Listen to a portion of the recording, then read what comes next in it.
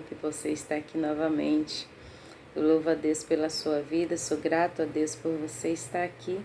E eu sei que se Deus comoveu o teu coração para estar vendo esse vídeo aqui, é porque com certeza Deus tem uma palavra dentro desta maravilhosa palavra que é a palavra dele, onde nós estaremos lendo no segundo livro de Samuel, no capítulo 12. Eu gostaria de te pedir que antes de você sair desse vídeo, que você deixasse o seu joinha, deixasse o seu like. E se você não é inscrito nesse canal, logo aí na tela do seu celular ou do seu PC tem uma palavra inscrever-se.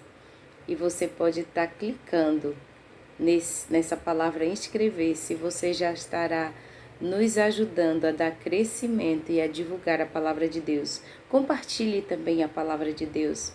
Hoje a missão a gente faz não só indo de cidade em cidade, mas usando um canal como esse aqui, para poder a gente divulgar a palavra de Deus. Divulgar para quê? Para que a gente nós venhamos praticar e desfrutar aquilo que está contido neste livro aqui. Muitas vezes a gente ouvimos dizer, Deus faz isso, Deus faz aquilo, e a gente fica, cadê isso? Que isso na minha vida não acontece, né? Na vida de quem que acontece isso? Mas porque não estamos embutidos, não estamos praticando aquilo que está dizendo aqui. Primeiro, há um processo de saber, de obedecer, de praticar para poder desfrutar aquilo que está contido nesse livro aqui. E hoje nós estaremos vamos estar lendo uma palavra de um grande aprendizado. Ainda hoje eu conversava com uma pessoa e eu falando para ela que a palavra de Deus, ela é uma lição, são lições de vida de várias pessoas, para poder a gente ver, tomar como exemplo os erros dos homens e mulheres que aqui estão contidos, e ver também como que foi os acertos dessas pessoas, para poderem estar vivendo aquilo que elas viveram. Como aqui a gente vai estar lendo sobre Davi. Muito se fala, Davi foi um rei magnífico, e foi. Davi foi o pai de Salomão, e foi. Davi foi o homem que mais escreveu versos, e foi, né? Mas temos que observar a trajetória desse homem, do seu início ao fim. Não só aprender com os exemplos do início, mas aprender com os exemplos do meio e também com os exemplos do fim. Jó é outro que muito se fala na paciência de Jó, né? E só se fala no início, quando Deus fala o que é que ele era, e no final, quando ele recebe tudo em dobro. Esquecemos de observar e de se alimentar para a gente não praticar quem Jó de fato era, antes de conhecer a Deus verdadeiramente e não só de ouvir falar. Quem sabe você seja essa pessoa que só ouve falar de Deus e nunca experimentou dele. Quem sabe você só ouve as pessoas falar que Deus faz, mas de repente na sua vida você nunca experimentou ou nunca observou, nunca experimentou Deus, nunca experimentou ter intimidade com Ele, ou nunca observou os benefícios que Ele tem te feito. E aqui dentro é o manual para isso. E isso aqui não é religião. Deus não tem religião. Cristo não tem religião. Hoje também eu falava isso com essa mesma pessoa que eu ditei há pouco tempo atrás. Deus não tem religião. Jesus não tem religião, ao contrário. Jesus veio exatamente para poder mostrar que a religião ela nos separa de Deus. Porque aquele povo, aqueles escribas, aqueles fariseus, aqueles doutores da lei, eles sabiam a lei, mas, no entanto, não tinha intimidade com Deus. Tanto é que Jesus nasceu e os estudiosos da lei, os que se diziam ser praticantes da lei, não sabiam que o Messias tinha nascido. Não sabia que era tempo do Messias nascer. Enquanto isso, os astrônomos, né, sabiam, aqueles magos, né, eles sabiam que Jesus era o tempo do Messias vir. E por que eles sabiam que era o tempo do Messias vir? Porque eles já vinham de uma cultura, naquela época em que Daniel livrou a todos os astrólogos, magos e adivinhos do reinado de Nabucodonosor, para não morrerem, porque o rei Nabucodonosor tinha dito: todos vão morrer, porque ninguém está sabendo interpretar o meu sonho. E ali Daniel, ele clama a Deus, e Deus mostra para Daniel, e ali aquela classe não foram mortos. Ali Nabucodonosor colocou um edital que ninguém serviria a outro Deus além do Deus de Daniel. E com certeza essa classe de magos, de adivinho, de astrólogo, de astrônomo, todos eles ficaram gratos a esse Deus que livrou a vida deles. Então, desde lá, eles começaram a estudar, a aprender, a observar como Deus está se movendo.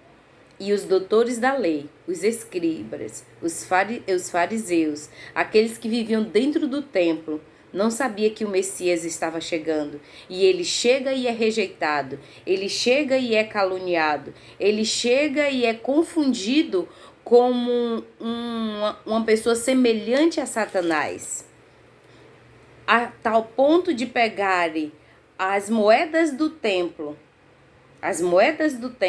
para comprarem a Judas, para Judas entregar quem era Jesus, para poder ele ser sacrificado e morto.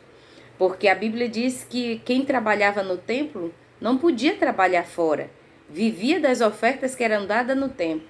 Então, se eles viviam da oferta dada no templo e eles se ajuntam, traçam um plano para poder comprar o silêncio de Judas, logo de onde é que foi esse dinheiro? De onde é que eles tinham esse dinheiro? Entendeu aí? Então, Jesus não tem religião. Deus não tem religião. Deus não é religião. Deus não faz parte de religião. A religião, muitas vezes, ela nos afasta de Deus. Deus está dentro de você. Deus se move em você. Você é um pedacinho de Deus em cima dessa terra. Você é um representante do reino de Deus nessa terra. Foi para isso que ele nos mandou vir aqui. Para poder divulgar quem ele é. Desfrutar do que ele tem para nos dar aqui em cima.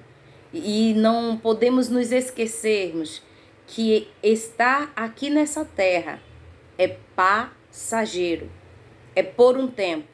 Ele determinou a vinda, determinou a chegada, e é ele também quem determina a saída. Guarda isso no teu coração. Vamos lá ler a palavra? Ela está no segundo livro de Samuel, capítulo 12. E no versículo 9, estaremos lendo alguns versículos aqui do capítulo 12. Diz assim: por que, pois, desprezaste? Aqui é Natã falando para Davi. Por que, pois, desprezaste a palavra do Senhor, fazendo o mal diante dos seus olhos, diante dos olhos de Deus? A Urias o Heteu feriste a espada, e a sua mulher tomaste por tua mulher, e a ele mataste com a espada dos filhos de Amon. E agora, pois, não se apartará a espada jamais da tua casa, porquanto me desprezaste, tomaste a mulher de Urias o Heteu, para que te seja por mulher. Assim diz o Senhor: eis que suscitarei a tua mesma casa o mal sobre ti. E tomarei tuas mulheres perante os teus olhos, e as darei ao teu próximo, a qual se deitará com tuas mulheres perante este sol. Porque o que tu fizeste em oculto, mas eu farei este negócio perante todo Israel e perante o sol. Então disse Davi a Natã: pequei contra o Senhor. E disse Natã a Davi: também o Senhor transpassou o teu pecado, não morrerás. Todavia, versículo 14 e último.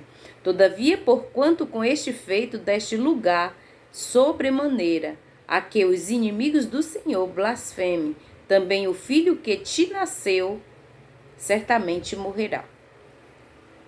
Essa passagem, ela fala sobre o fato de Davi ter cometido um suicídio, primeiramente um adultério e depois um suicídio de um homem inocente, né?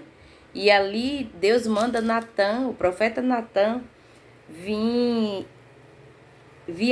até Davi para poder repreender a ele, fazer ele enxergar o pecado que ele tinha terminado de praticar, mas que não estava enxergando como pecado. Muitas vezes a gente faz isso, muitas das vezes. Erramos e não observamos que estamos errando. Pecamos e não temos entendimento. E há momento em que a gente sabe que está errando, mas o nosso eu prefere continuar a praticar do que voltar, confessar, abandonar e ser perdoado por Deus e viver uma nova vida. Mas eu quero entrar nessa palavra mostrando que Davi foi considerado e é considerado por Deus um homem segundo o coração de Deus. Deus amava Davi. Dentre os filhos de Jessé, Deus escolheu Davi. Dentre tantos homens em Israel, Deus escolheu Davi. E quantas coisas lindas a gente vê da intimidade de Deus e de como foi o chamado de Deus para a vida de Davi. Só que mesmo Davi sendo um homem escolhido por Deus, sendo um guerreiro eleito por Deus, porque quando nós somos algo, primeiramente foi Deus quem nos elegeu, quem nos alistou, quem nos chamou, quem nos colocou naquela posição.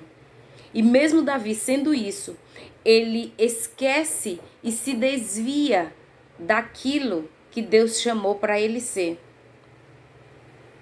E mesmo Deus amando Davi, mesmo Davi tendo intimidade com Deus, sendo fiel a Deus, mas há um momento em que ele se desvia disso. E ali ele comete esses crimes. E aí Deus diz para ele que o mesmo que aconteceu com ele, ele tentou fazer em oculto para ninguém ver.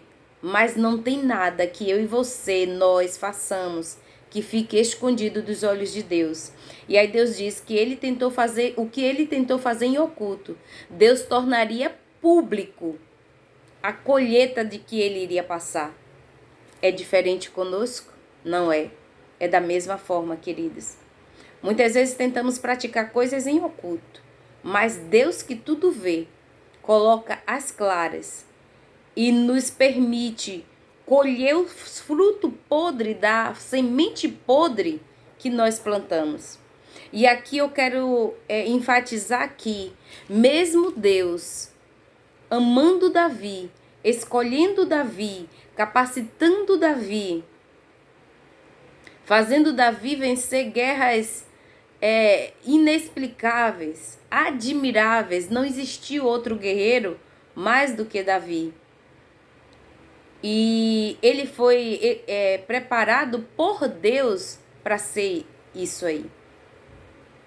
E mesmo assim, Deus não retira de fazer com que ele colhesse os frutos podres da semente podre que ele plantou. Não tem como fugir daquilo que nós praticamos e dizer eu vou plantar o mal e não quero colher o mal. E aqui a gente vê um pai que é amoroso chegar e dizer, filho, você errou, você vai ter que colher diante de todo mundo, até uma forma de se arrepender e não mais praticar aquilo ali. E daquele erro que ele cometeu, ele viu o filho morrer, ele viu o filho querer tirar a própria vida dele, o filho dele, um outro filho querer tirar a própria vida dele para tomar o trono. Ele viu um dos filhos dele estuprar uma das irmãs, quer dizer, 2 irmãos, os 2 filhos dele.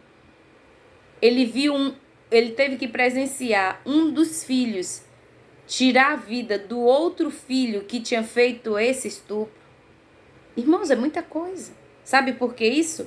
Porque quando eu planto uma semente, eu sempre falo isso aqui, em vários vídeos que tá aqui abaixo, você vai ver eu sempre falando isso, porque a vida, a lei da semeadura, a lei da semeadura de Deus, a lei divina de Deus é essa, que se eu plantar, ele é justo para me devolver, para me fazer colher aquilo que eu plantei.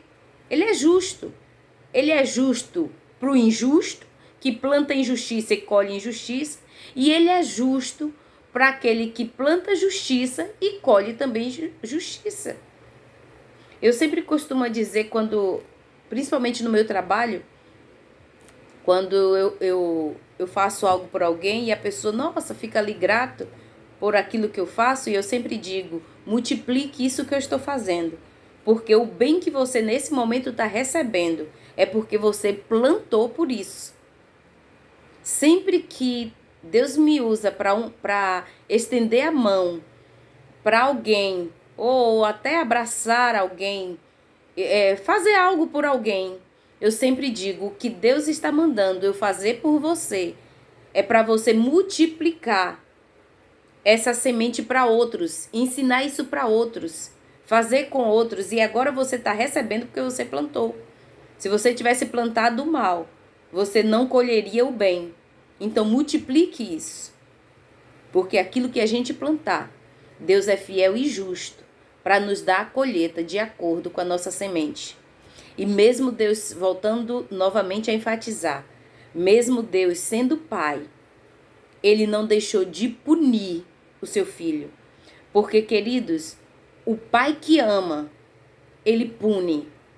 O pai que ama, ele ensina. O pai que ama, eu estou dizendo pai, o pai, a mãe, o criador, quem cria. Se de fato ama, repreende, impõe limites. Para quê? Para que essa pessoa cresça, amadureça e não permaneça praticando os mesmos atos errados que vinha praticando. Quantos de nós quer viver uma vida nova fazendo as atitudes velhas? É engano. Isso não vai ter mudança. Quantas pessoas que vai virar o ano e aí planeja que quer um ano diferente, só que fazendo as coisas velhas? Vai mudar quando? Nunca. Porque a mudança de vida vem quando eu sei que existem limites e que tem um Deus no céu que vê tudo, que sabe de tudo e que me dará a colheita, nos dará a colheita daquilo que eu e você praticar. Não ficaremos sem pagamento, não ficaremos sem colheita daquilo que plantamos. Temos que ter muito cuidado. Então, o pai que ama, o criador que ama, a mãe que ama, aquela mulher que educa aquela criança, ela tem que entender, o homem, o pai, o criador, ele tem que entender que se ele ama, há momentos que é necessário punir. Porque tem até um ditado que eu não sei de quem, uma frase que eu não sei de quem é, que diz que se você pune enquanto é pequeno, não será preciso punir quando for adulto. Mas se eu não imponho, não dou limites, achando que quando crescer vai mudar, quando crescer vai piorar. E a gente viu isso aqui nessa palavra aqui que nós lemos. 2 Samuel, para você que chegou depois, volta aí atrás aí esse vídeo para poder você pegar do início. Segundo livro de Samuel, capítulo 12. Nós lemos do versículo 9 até o 14, mas se você quiser ler até o 25, do 1 até o 25, o capítulo 12 do segundo livro de Samuel é perfeito. Não podemos achar que está educando, deixando a punição de fora, deixando os limites, impor os limites de fora. Quando eu estava criando, eu tenho só uma filha. Deus me deu um presente lindo, lindo, perfeito. Deus não poderia me dar uma filha melhor. E quando eu estava criando a minha filha, eu muito nova, eu li um texto de formação humana que estava num livro, mas esse texto ele está disponível no Google, que fala assim, 10 formas, 10 mandamentos de como não criar um delinquente. E eu muito me preocupava em criar um ser. Eu sabia que era minha filha, era pequenininha, mas ela ia para a sociedade. E eu não queria dar para a sociedade um filho mal educado, um filho que não sabe se comportar, um filho que não sabe entrar, não sabe sair. Quantos a gente tem se deparado de pessoas que, na verdade, queridos, têm se comportado como se fosse quase que uma escória na sociedade. Porque não teve isso aqui que a gente viu na palavra. Punição, limite, cobrança. Você fez, você vai colher aquilo que você plantou. Porque se eu não impor limite, então como eu ia dizendo, quando eu vi esse texto, os 10 mandamentos de como não criar um delinquente, ali é um fato real. Você vai no Google que tá lá. De um menino que foi criado e a mãe encobria os erros dele e o pai sempre querendo punir. A mãe acobertava. Ele roubava, a mãe acobertava. Ele batia nos colegas. O que ele fazia de errado, a mãe acobertava. E ali está o exemplo dele. Mas pode ser ao contrário, pode ser vice-versa. Pode ser a mãe querendo cobrar e o pai querendo acobertar.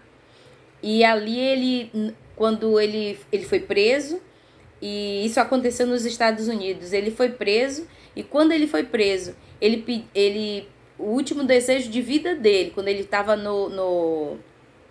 para ser morto, né, naquela câmara de gás, eu esqueci o nome agora, quando ele estava para ser morto, ele pediu que queria uma caneta e um papel, e ali ele escreveu os 10 mandamentos e disse que aquela carta, aqueles mandamentos, corresse o mundo. Ouça isso que eu estou te falando e leia isso, porque isso me ajudou muito a criar um ser que eu dei à luz, que Deus me deu e eu coloquei na sociedade. E esse ser que eu coloquei no mundo não tem envergonhado ninguém. E a gente tem que vir aqui na Bíblia, queridos. Aqui é o manual também para poder a gente saber como criar, como se comportar, como educar uma pessoa para colocar na sociedade. E essa palavra aqui, para quem para quem cria sem ter limites, para quem cria sem punição, para quem acha que quando crescer vai mudar, para quem acha que eu vou fazer escondido e ninguém vai ver, ninguém vai me filmar, ninguém tá a me observar. Tem um lá em cima que vê tudo e que dá o pagamento daquilo que eu e você fazemos. E outra coisa, os filhos que Deus nos dá, os filhos que Deus nos dá, ouça bem isso, os filhos que Deus deu para mim e para você, os filhos que Deus nos deu, aqueles que são criadores, seja por adoção, seja dos seus genes ou não, não importa. Se Deus te deu condição de educar, de criar, vai chegar o dia que Deus vai cobrar como foi essa sua educação para esse ser que Ele colocou em sua mão. Guarda isso, queridos, porque esse dia virá. Porque Deus não vai dar um presente tão precioso nas nossas mãos para poder a gente criar de qualquer forma. E aí muitas vezes, eu vejo pessoas, às vezes, querido, que quer punir a criança que foi mal criada, quer punir a criança, quer punir o adulto que foi criado errado e que está fazendo errado. Quando, na verdade, quem é para ser consertado, quem é para ser chamado a atenção, são os criadores. Não coloque, eu tinha muito temor disso, queridos, de não criar uma filha para colocar na sociedade e depois ver minha filha ser rejeitada e ser excluída de coisas por ela não saber se comportar, por eu não ter imposto limite. E aí, mesmo sendo uma única filha, foi criada com limite, foi criada dentro da educação que eu recebi dos meus criadores. E muitos de nós somos pessoas idôneas, mas que somos idôneas porque os nossos pais nos impôs limite, como Deus impôs aqui para Davi. Deus fez Davi colher aquilo que ele plantou, aquilo que ele fez. E nós somos pessoas idôneas, pessoas justas, porque recebemos uma boa criação. Mas aí na hora da gente criar, cuidar, educar aqueles que Deus nos deu, a gente está falhando. Não está repetindo o que os nossos pais fizeram conosco, de como os nossos pais educaram a nós. Guarda isso no seu coração, reflete sobre isso. E se você sabe que tem uma pessoa que precisa ouvir essa palavra, compartilhe com ela. O Senhor Jesus te abençoe. A mão de Deus, eu sei que ela está constantemente, não é porque eu estou falando, mas é porque Ele é bom. Ele é o teu pai, Ele é o teu amigo, Ele é o teu conselheiro, Ele é o teu guardião. E aonde a planta dos teus pés pisar, ali Deus está para te guardar, para te livrar. Mas não deixe de praticar os conselhos que Ele tem mandado eu te dar. Que o Senhor Jesus te abençoe e te guarde. Deixe o teu like, compartilhe essa palavra. E eu tenho certeza que o Deus de paz te recompensará pelas vezes que você vai compartilhar. Ainda que você compartilhe uma só, compartilhe com a pessoa que você sabe que precisa ouvir essa palavra. O Senhor Jesus te abençoe e te guarde. Até a próxima, se assim Ele nos permitir. Amém?